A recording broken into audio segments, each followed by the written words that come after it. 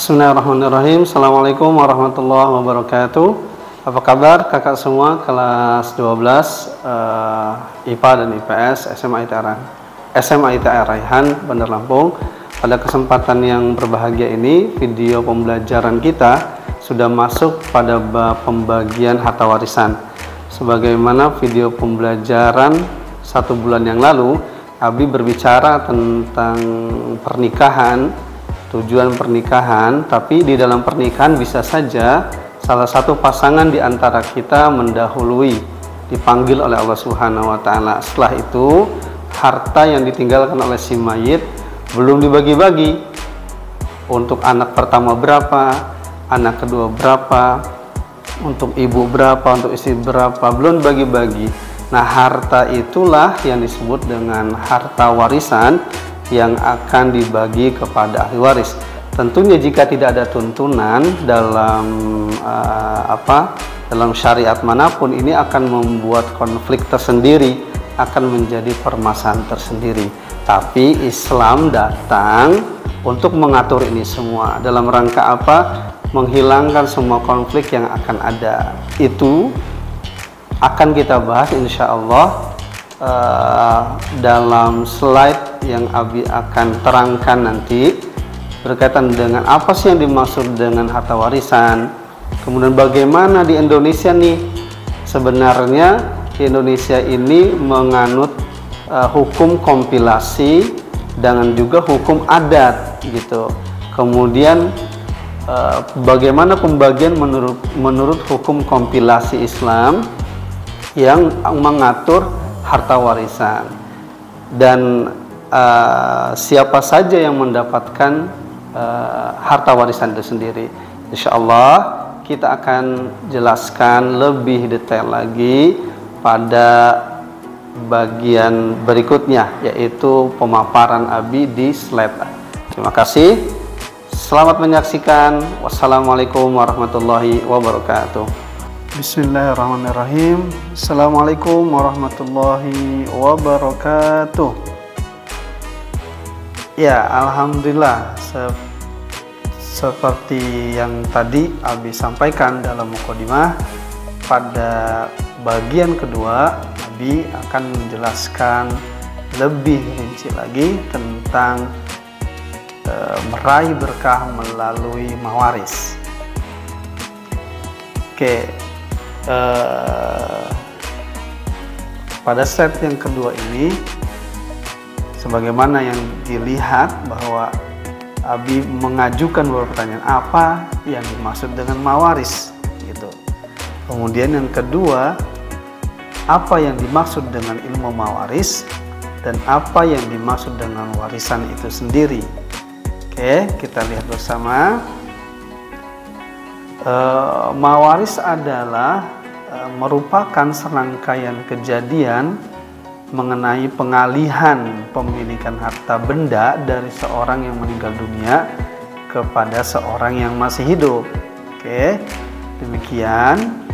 Maka mesti ada tiga unsur dalam kewarisan.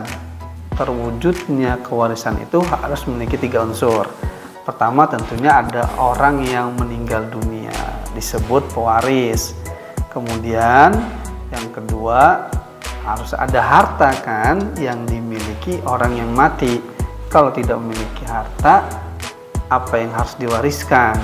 Kemudian yang ketiga, satu atau berapa orang yang hidup sebagai keluarga dari orang yang meninggal dunia atau ahli waris. Itulah yang dimaksud dengan mawaris. Next, kakak semua, kemudian kakak harus tahu juga apa yang dimaksud dengan ilmu mawaris. Nah, ilmu mawaris adalah ilmu yang diberikan status hukum oleh Allah Subhanahu wa taala sebagai ilmu yang sangat penting, karena ia merupakan ketentuan Allah dalam firman-Nya yang sudah terperinci sedemikian rupa tentang hukum mawaris, terutama mengenai ketentuan pembagian harta warisan atau al-furud al-muqaddarah. Nah, ini surah An-Nisa ayat 12-13 itu menunjukkan bagaimana rigidnya ayat ini dalam membagi harta warisan kepada ashabul furud al-muqaddarah, yaitu ilmu waris. Jadi status hukumnya memang dilandasi dalam Al-Quran itu sendiri. Lanjut, kemudian sedangkan warisan adalah perpindahan hak kepemilikan dari orang yang meninggal kepada ahli warisnya yang masih hidup. Baik yang ditinggalkan itu berupa harta, uang, tanah, atau apa saja yang berupa hak milik legal secara syar'i. Nah, warisan ini pada intinya adalah pindah kepemilikan dari orang yang meninggal dunia yang memiliki harta kepada ahli waris. Gitu. Jadi maka unsur-unsur kewarisan itu ada kan? Pertama ada orang meninggal, kemudian ada harta, dan ada ahli waris. Jadi pindah kepemilikan. Harta apa saja sih yang diwariskan? Apa saja yang bisa uang, bisa tanah, bisa berupa bangunan rumah, atau kalau dia memiliki deposito berjangka, atau dia memiliki surat berharga obligasi, atau saham, lembar-lembar saham dalam perusahaan-perusahaan yang terdibuka publik ya, untuk masyarakat bisa berkontribusi dalam memberikan sahamnya. Itu termasuk harta yang bisa dibagi kepada ahli waris. Tentunya pembagian harta warisan ini nanti setelah dikurangi dong dari apa, misalkan dia punya hutang, atau di saat pemakaman dia perlu biaya puluhan juta, atau yang ketiga misalkan dia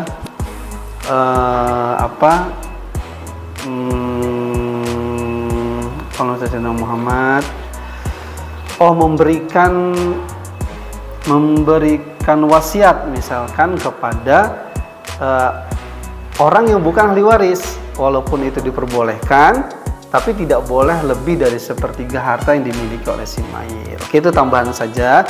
Next, kemudian yang kakak sudah tahu pada kesempatan berbahagia ini, pertama, apa sih dasar hukum Islam gitu ya dalam pembagian harta warisan. Nah, ini penting kakak semua, karena asal hukum dalam membagi atau memindahkan harta ini tidak boleh atau diharamkan sampai ada hujah atau dalil yang menghalalkan pembagian tersebut. Oke, secara garis besar begini tiga. Pertama, tentunya dalam Al-Quran, kemudian dengan tentang dari hadis Rasulullah SAW. Yang ketiga itu kesepakatan ulama di Indonesia dimasukkan dalam hukum kompilasi Islam. Oke. Nah, ini dasar hukum bolehnya berbagi harta warisan.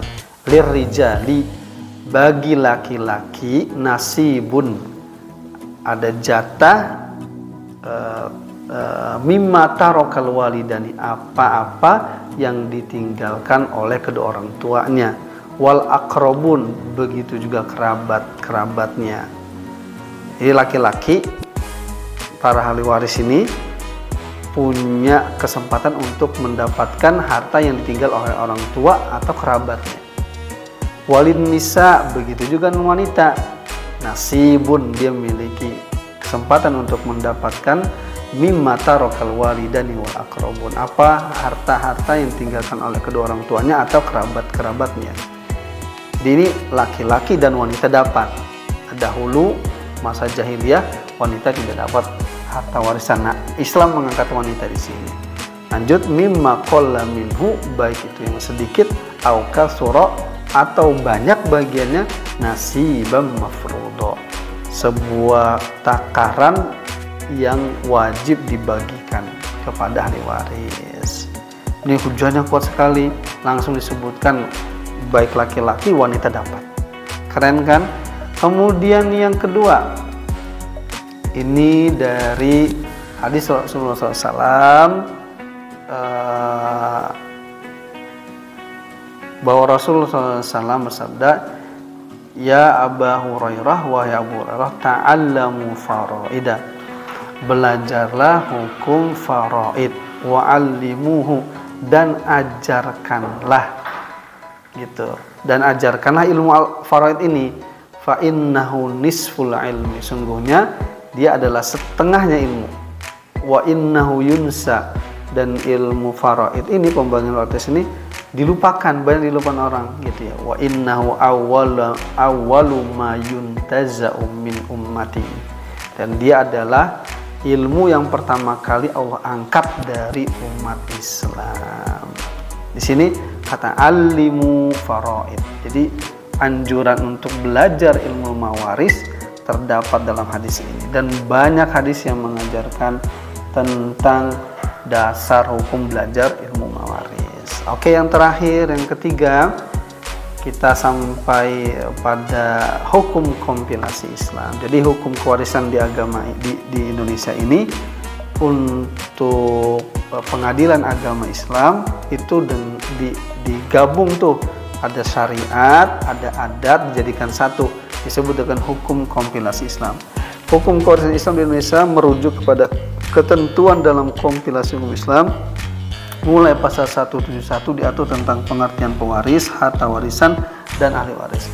Hukum kompilasi Islam merupakan kesepakatan para ulama dan perguruan tinggi berdasarkan Impres nomor 1 tahun 1991. Oke kakak semua, Abi kira cukup dulu untuk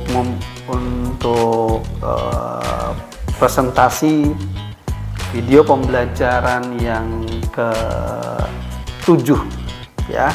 Dari pertama sampai yang ke-7 sudah banyak juga ternyata, dan ini mudah-mudahan bisa mengingatkan. Nggak mungkin Abi akan menyampaikan banyak hal di sini, di kelas kita akan ketemu. Oke, terima kasih.